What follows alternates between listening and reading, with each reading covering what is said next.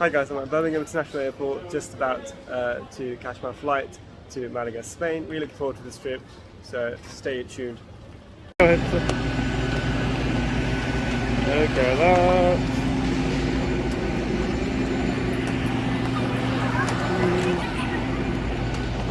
Hi guys, so we've just arrived in Malaga and we've just got out of the airport, got our luggage, and we're now in this van. The guided tour is going to start from here, so we're just driving to Cordoba. When we get there, we'll just freshen up, have some lunch, and we'll see where we get from there. So keep you guys posted. I forgot to mention the weather's absolutely beautiful. It's about 23 degrees. It's really enjoyable. It's not too hot, not cold at all. Much nicer than the UK weather, which was cloudy and just sort of rainy when we left. So really looking forward to this, guys. So just leaving the airport, you see mountains in the background, and we've got our tour guide here, Brother Alaudin, who's driving.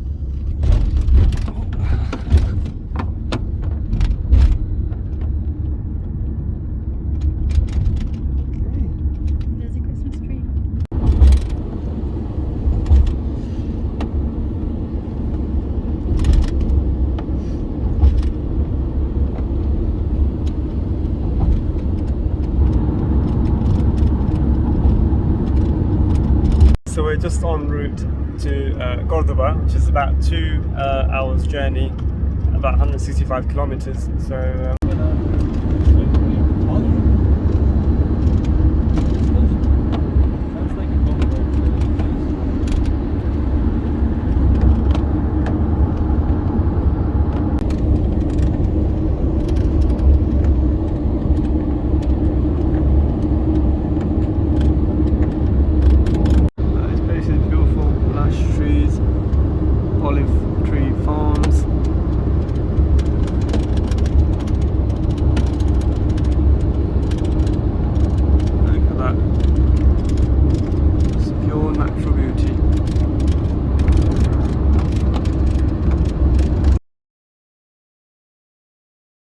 something interesting to see, guys. This mountain apparently looks like a Red Indian's face. So over here you've got the chin forming a shadow, and then nose and eyes. From this angle it's not so much the case, but if you look out from the other angle, it's quite, you can see it better.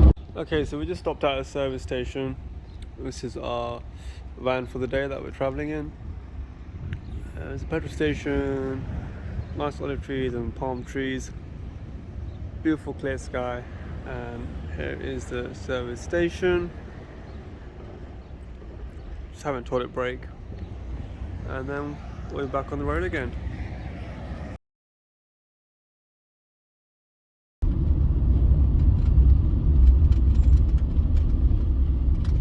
So what you see here is the outer perimeter of the Cordoba Mosque / church.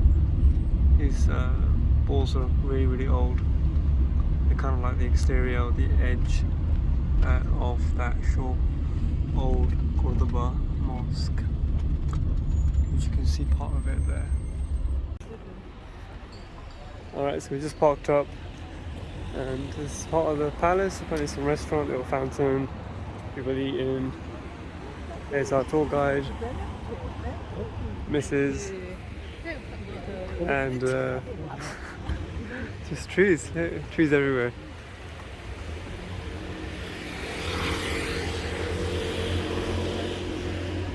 These are all citrus trees. Look, you can see actually oranges, but they're not quite orange, they're green. If you look closer, you can actually see citrus that just hasn't fully ripened yet. There might be lemon or orange, I'm not sure. Ooh, check this out. Who is this? Oh, bismillah. Do you know this man? Muhammad Ibn Rushd. Ibn Rushd? Was he a poet, this one? Ibn Rushd, no. Maybe he also was a poet because they're multidisciplinary, yeah? Averroes in Latin. They Latinize the names, yeah? This is one of the most important figures for Europe, also in the Muslim world. Yeah, although in the Muslim world we are forgotten also our greatest minds, yeah? So this man, Averroes Ibn Rushd, he he was a philosopher, but he's also a medical doctor. His father used to be the greatest scholar in Cordoba at that time, yeah? And he mastered both civilizations, the Islamic and the Western, yeah? And they say that if it wasn't for him, all the Greek philosophy would have been lost. This is 1100 and? Yeah, this is from 1186. 26? Yeah, he passed in Marrakech, yeah? Okay. Actually, so he made a lot of comments about the Greek philosophy, and it was preserved in Arabic. So this is Arabic? Yes, this is Arabic, yeah. This is Arabic. Can't figure out what's Arabic. So the Greek philosophy, yeah? So a lot of these great minds were from Cordoba. Cool.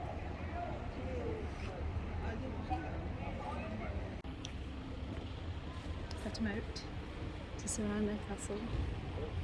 Check this out. Quite nice, isn't it? Many of the European philosophers, they called him the father of modern philosophy. Because he preserved everything for the Renaissance to rediscover the culture for Europe. I wonder if these flowers are scented.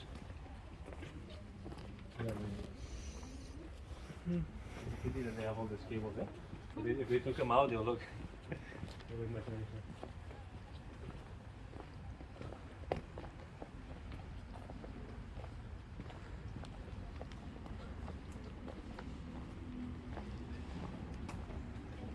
Oh, it's very beautiful, it's nice.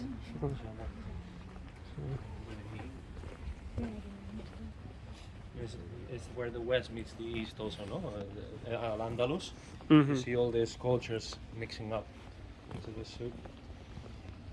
That's why it's easier to be Muslim in here, no? Yeah, You feel so, like you're part of it still. so obviously you're from here, like, is it, I mean, in terms of their own history, is there taught in school about the Muslims, I perhaps think, invasion no, and they don't talk too much about it, but in the south they're more aware of it because, of course, that's it's there, isn't it? it's Part of their there, it's history. in Yeah, front of your face, no? yeah, yeah,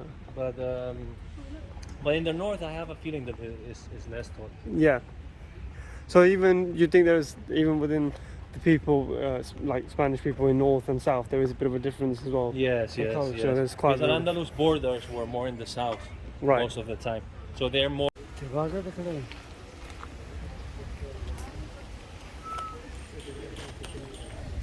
Don't know who that man is, but someone important, I'm guessing.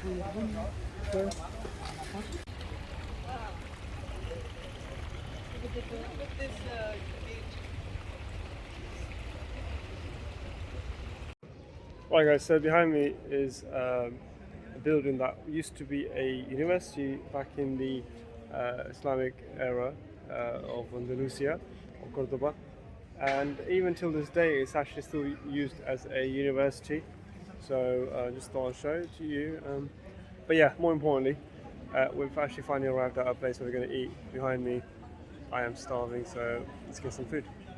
Okay, so our tour guides brought us to this really cool and quiet place on the back streets of Cordoba. Really nice. Really like the way bit of lights coming through these tree dappled shade there in the background. And yeah, so this is the restaurant. It's got halal food, kind of Mediterranean and Arab vibes. So let's just go inside and check it out.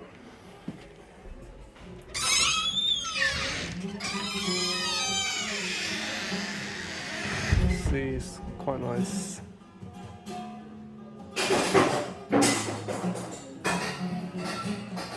Cafe. Some nice food here.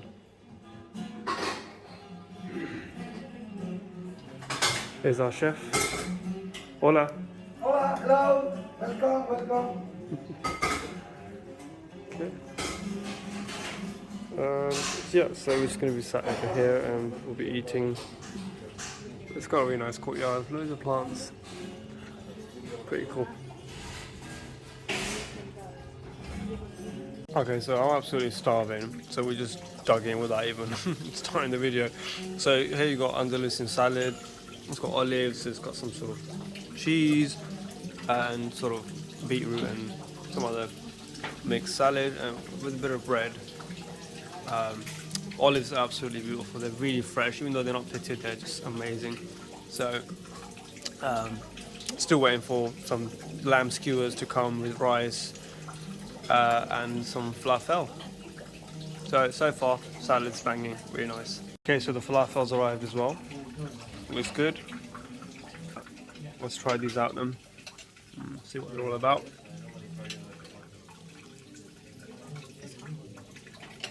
Okay, that's hot. Freshly just cooked, but it tastes good now. I'm almost starving, so anything goes right now, but generally tastes good.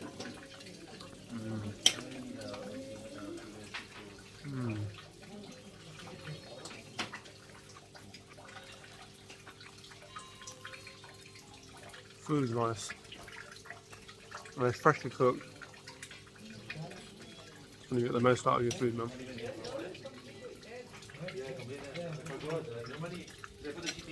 Let me show you what we've got as well.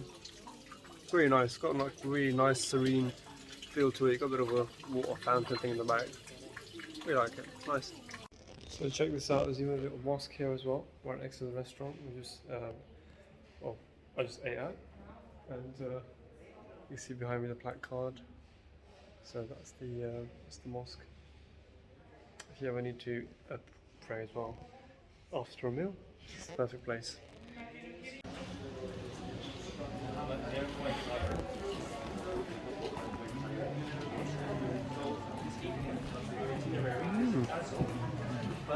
Have to go there and come back. I think the most wise thing is to put it tomorrow because it's in the way to Sevilla. So we're gonna waste time just with the car, yeah? Let's go to the bar, maybe. We give it a bit of time. So I think today we keep it. You start already early in the What? morning. Yeah, Islamics. More Islamics. But we can keep just in the way to Sevilla, yeah?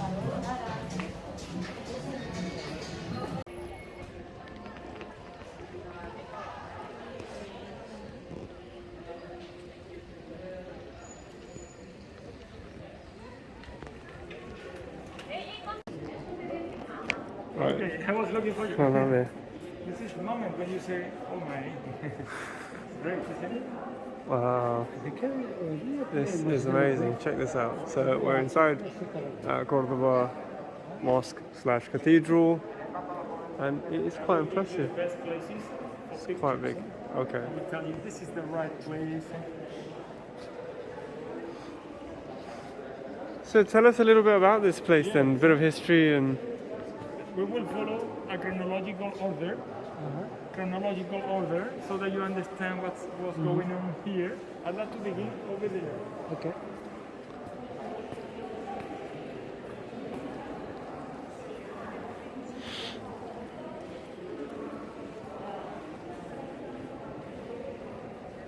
Same thing. Oh. Let's see. Before the masjid was built, there used to be a church. Remember the archaeological campaign there? Before the mosque started to be built in the 8th century after Christ. What's this? This is part of Saint Vincent. Remember the archaeological campaign up there? There used to be a Christian compound, a grouping of buildings, the most important Christian compound before the arrival of Islam. It was from the Visigothic period. The Visigoths were the barbarians taking over the remains of the Roman Empire here, and the most important Christian compound was Saint Vincent. The Muslims conquered the Iberian Peninsula in 711. They made Cordoba the capital of the territory. It was the Umayyad dynasty. They governed from Pakistan to Spain and Portugal, North Africa included. Capital Damascus. It was a huge territory. The Muslims respected the life and religion of the local inhabitants and only took up arms against a group of knights, warriors, who had retreated to a fortified church beyond the city walls. Only limited bloodshed, very few. They needed a place for their prayers, the Muslims, and they came to an agreement with the Christians of Cordoba to share Saint Vincent. And the two religions coexisted within Saint Vincent. Of which you can only see the tip of the iceberg. Remember, it was huge. Here, out there in the archaeological site. So this is only the tip of the iceberg. So it's difficult to understand that two religions, Islam and Christianity, they were able to coexist within Saint Vincent. If you consider that Saint Vincent was just one single building, but it was a group of buildings. Muslims took over the most important church found here, and the remaining secondary buildings found in the courtyard, in the garden, were kept in the hands of the Christians. So in any case, they coexisted in the 8th century in this compound. This one. Yeah, this area here, from the round in this direction, and the garden included. See? So they coexist. See? Atravieso el puente con ellos, entonces. Vale. Yo le estoy un poco yo cuando estoy más cerca. Ok.